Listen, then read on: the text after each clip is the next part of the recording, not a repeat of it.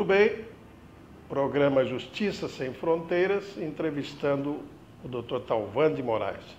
Thalvane Moraes, psiquiatra conhecido no Brasil inteiro, no Rio de Janeiro, no Brasil inteiro, professor de Direito, conferencista da EMERGE, livros publicados, integrante do Fórum Permanente da Execução Penal da Escola da Magistratura, enfim.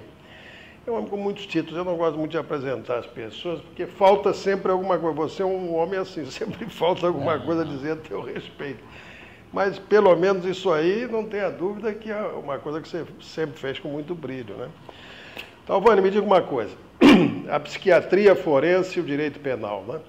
Isso é uma coisa que está sempre interligada. Eu falei na apresentação, quando fiz a apresentação do nosso programa, eu falei novas questões penais, mas, na verdade, são eternas questões penais. Não é verdade? Exatamente. Não é verdade? Me dá um panorama disso aí. Até porque, né, desembargador, como você sabe muito bem, o objetivo dos nossos campos de conhecimento, por incrível que pareça, embora teoricamente sejam muito afastados, quer dizer, você no direito, na justiça, sim, como homem, como magistrado, eu como psiquiatra, mas os objetivos são comuns, que é exatamente tentar entender o ser humano, as suas circunstâncias, o seu comportamento, porque é isso que vai preencher o julgamento. O julgamento do Poder Judiciário, ele fundamentalmente tende a compreender o que aconteceu com aquele indivíduo. Na área penal, por exemplo, o que aconteceu com o réu? Por que ele praticou um crime daquele?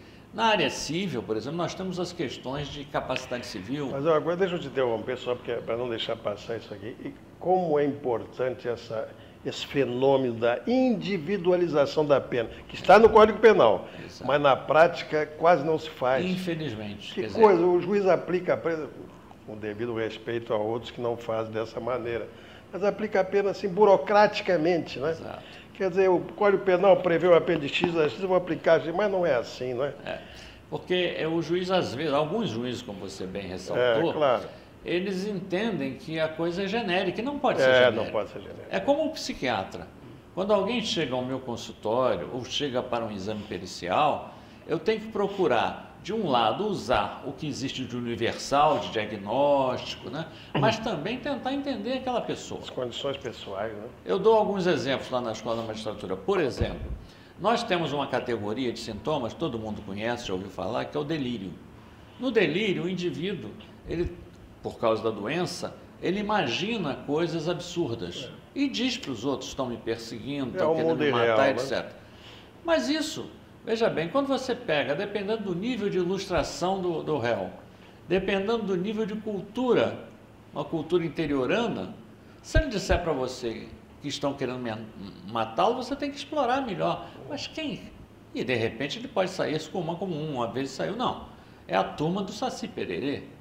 Não era delírio, era um aspecto cultural. É claro que esse indivíduo estava atormentado por circunstâncias, mas ele descarregou naquilo de cultura que ele tinha, aquele gatilho que no caso era a crença do Saci Pererê. Certo. Isso realmente é verdade. Eu acho que esse distanciamento, você ainda há pouco falou, as nossas ciências se ligam a todo momento. Muito, né? Muito. E toda vez que você faz esse distanciamento, não dá boa coisa, não funciona. Né? E a função do psiquiatra forense, né, para que as pessoas tenham isso bem claro, os nossos telespectadores, é exatamente iluminar a questão da prova para entregar ao magistrado, que quem julga é o magistrado. É claro, com certeza. Não é jamais o perito. O perito não pode julgar. Claro. Ele apresenta os argumentos científicos e o magistrado, ou o corpo de magistrado, quando é o tribunal, vai avaliar aquilo e chegar a uma sentença. Certo. Aliás, eu digo, graças a Deus, não cabe ao perito julgar, porque eu acho que é uma das funções mais difíceis da história da humanidade é julgar. Você, como magistrado, sabe disso. Julgar é muito difícil. É muito difícil. É por isso que se diz assim, parece uma jactância, mas não é. É uma imagem que se usa, né? Mas ela tem alguma coisa de procedente, né? Quer dizer, o juiz parece um pouco um Deus, né? Num determinado aspecto, claro, num determinado ângulo, né? Ele é um Deus, porque ele tem que resolver uma situação da vida que é, muitas vezes, ou quase sempre, imperscrutável, né? Imperscrutável, né? E é algo que tem uma força, seja no penal, seja no cível, de mudar a vida das pessoas. Ah, não tenha dúvida, não tenha Quando dúvida. você condena alguém a uma pena de reclusão, ou quando você executa, por exemplo, uma sentença condenatória na área civil, você está mudando a vida daquela pessoa. É verdade. E deve permanecer sempre no mundo subjetivo do magistrado uma espécie de dúvida, de inquietação, pelo menos, né? Será que eu julguei bem? Será que foi isso mesmo? Como psiquiatra também tem uma inquietação que é, quando ele determina um diagnóstico, será que o diagnóstico está certo? Claro. Ou será que aquela pessoa é uma pessoa diferente? Porque nós não temos o condão de abarcar toda a maneira diferente do ser humano ser. Certo. As chamadas diferenças individuais. Porque o ser humano é muito diferente entre si. Claro. Mas nós temos que usar métodos ou doutrinas que são universais. Esse é o grande problema. É isso aí. Bom, eu não preciso dizer, você me conhece bem, eu sempre fui um homem ligado à formação de juízes, que eu acho uma das coisas mais importantes da Eu tive a honra de ter você como meu diretor na Escola da Magistratura. Né? Honra recíproca, né? Mas eu queria te dizer o seguinte, e eu hoje estou vendo a justiça, eu gosto muito desse ângulo, o ângulo externo. Porque quando você está imbuído de todos aqueles poderes, tudo se passa como um mar de rosas. Né? Mas quando você vem, como eles dizem na vulgaridade aí da fala, né? Para o outro lado da bancada, né?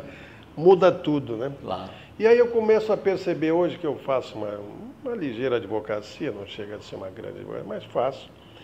Eu fico constatando como a parte, né, sofre diante desse aparelho extraordinário que é a justiça, que é o Estado, que é o processo, enfim, né?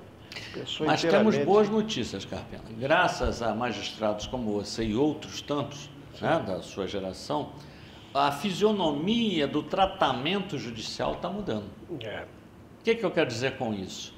E, modéstia à parte, também pela contribuição um pouco da psiquiatria. Hoje, a justiça está começando a perceber que o tratamento dado a uma pessoa que está sob júdice tem que ser um tratamento individualizado. E mais do que isso, ele tem que ser humanizado.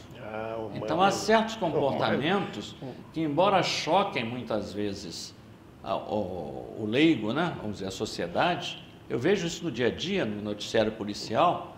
Quando você vai ver a pessoa, você percebe que aquele julgamento não é o mais adequado. Não tem a dúvida. O sujeito matou, roubou. Sim, vamos ver por quê, o que aconteceu. Nós vamos continuar conversando com o Dr. Talvandi de Moraes no próximo bloco, daqui a pouco.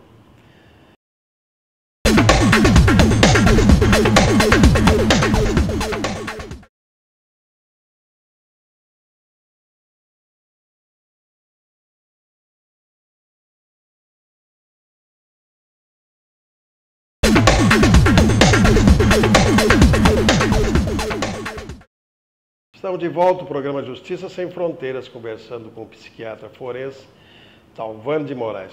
José Manuel, eu 50 anos vivendo isso, rapaz. Pois é. Nos mais diversos ângulos você possa imaginar, advogado, defensor, promotor, juiz, enfim, tudo.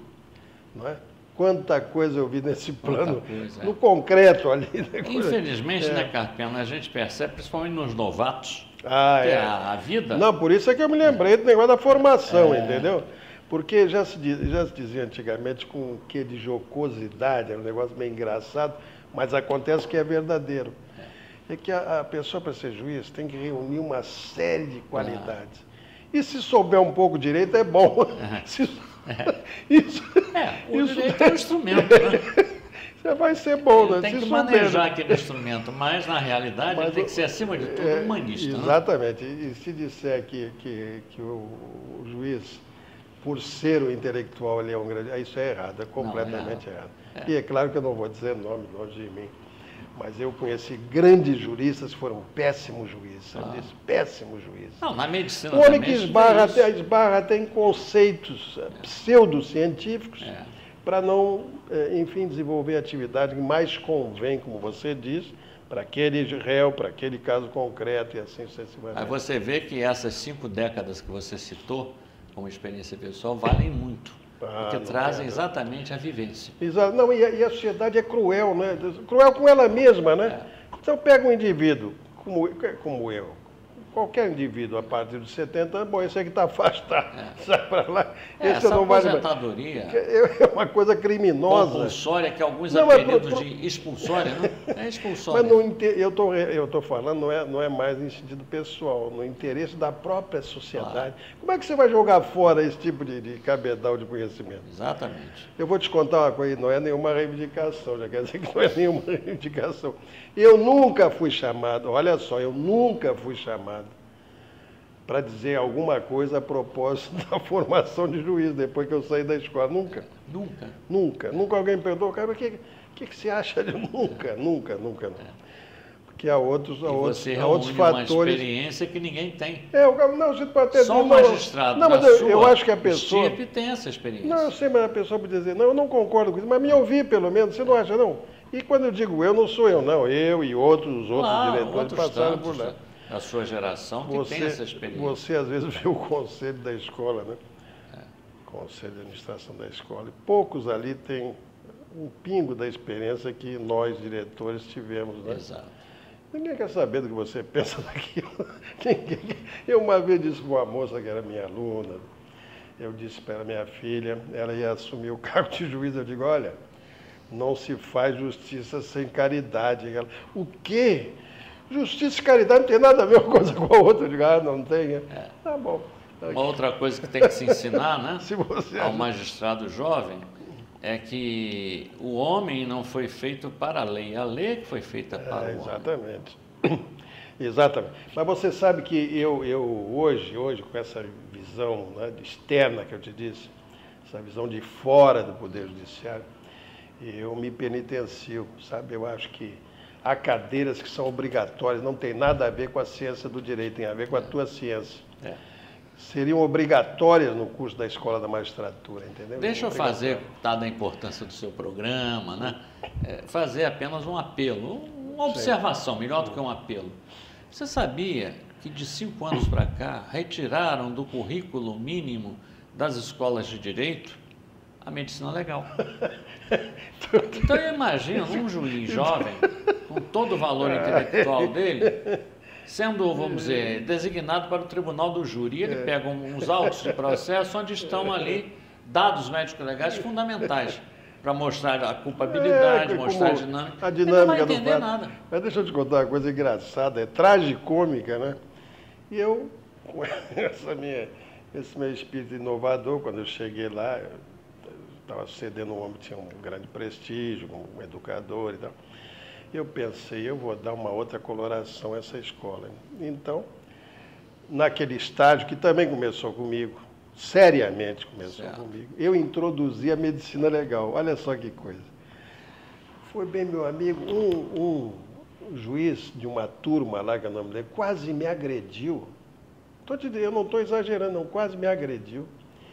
Porque eu obriguei a ir ao Instituto Médico Legal, onde estavam secando um cadáver lá, prova de ferimentos. Quer dizer, como é que pode o juiz raciocinar dessa maneira, o Talvani?